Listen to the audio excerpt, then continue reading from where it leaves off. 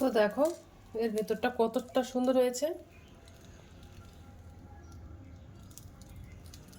Hello বন্ধুরা, তো আমি আজকে আবার অন্যদিনের মতো নতুন একটা রেসিপি নিয়ে এসেছি। আজকে রেসিপি হচ্ছে মুগ ডালের মালপোয়া। তো চলো আমি এই রেসিপিটা কিভাবে বানাই তোমরা শেষ পর্যন্ত ভিডিওটা স্কিপ না করে পাশে থেকে দেখার জন্য অনুরোধ হলো। তো চলো শুরু করি। প্রথমে উনানে আমি একটা ফ্রাইং প্যান দিয়ে দিয়েছি, এবার গ্যাসটা অন করে দেব। ফ্রাইং প্যানটা গরম হয়ে গেছে, এবার আমি 100 গ্রাম মুগ ডাল নিয়ে নিয়েছি, আগের থেকে জলে ধুয়ে শুকিয়ে নিয়েছি একটু। এবার দিয়ে দেব মুগ ডালগুলো, দিয়ে একটু মুগ ডালগুলো ভাজা করে নেব হালকা। মুগ ডালটা ভাজা করলে এর গন্ধটা কিন্তু আরো সুন্দর হয় আর খেতে কিন্তু আরো ভালো লাগে।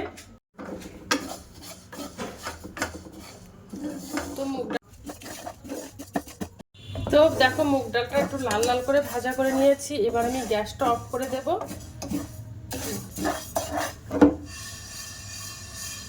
এবার মুগ ডালটা আমি ঠান্ডা করে নেব, নিয়ে তারপর মিক্সার গ্রাইন্ডারে দিয়ে মুগ ডালটা গুঁড়ো করে নেব।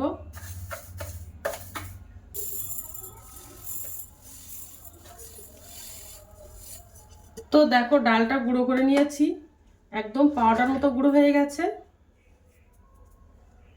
আর এর থেকে একটা সুন্দর গন্ধ বার হচ্ছে। এবার আমি গুঁড়ো করা ডালটা দিয়ে দেব গামলাটির মধ্যে। এবার আমি ওর মধ্যে 100 গ্রাম সুজি দিয়ে দেব, 3 চামচ ময়দা দিয়ে দেব, ওর মধ্যে একটু লবণ দিয়ে দেব, ওর মধ্যে আমি একটু জল দিয়ে দেবো। এবার দিয়ে এবার একটা ব্যাটার বানিয়ে নেব, আর একটু জল দিয়ে দেব। ওর মধ্যে হাফ বাটি চিনি দিয়ে দেব, দিয়ে এবার আমি একটা ভালো করে একটা পাতলা ব্যাটার বানিয়ে নেব।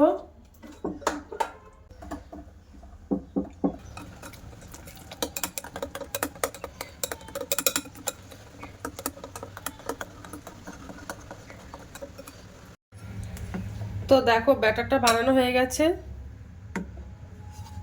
একেবারে নাও হালকা নাও পাতলা করে নিয়েছি। এবার মালপোয়াগুলো আমি ভাজা করে নেব। তো উনানে দেখো আমি একটা কড়াই দিয়ে দিয়েছি, ওর মধ্যে এবার আমি সাদা তেল দিয়ে দেব।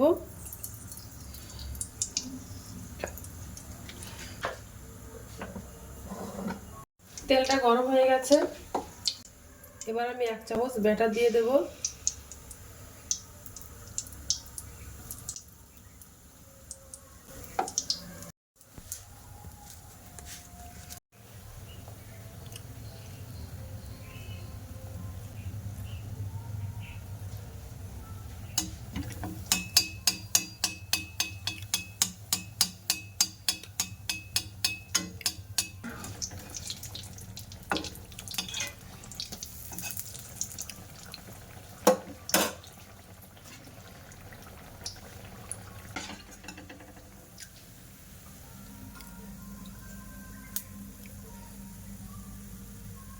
বাদ বাকি পিঠাগুলো সব আমি এইভাবে বানিয়ে নেব।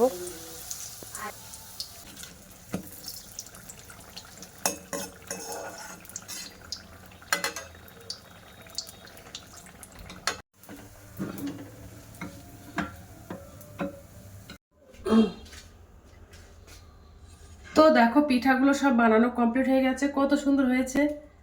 তো আজকের দিনের মতো ভিডিওটা এখানে শেষ করছি, আগামী দিনে আবার একটা নতুন ভিডিও নিয়ে চলে আসবো। তো টাটা বাই বাই, সবাই ভালো থাকবে সুস্থ থাকবে।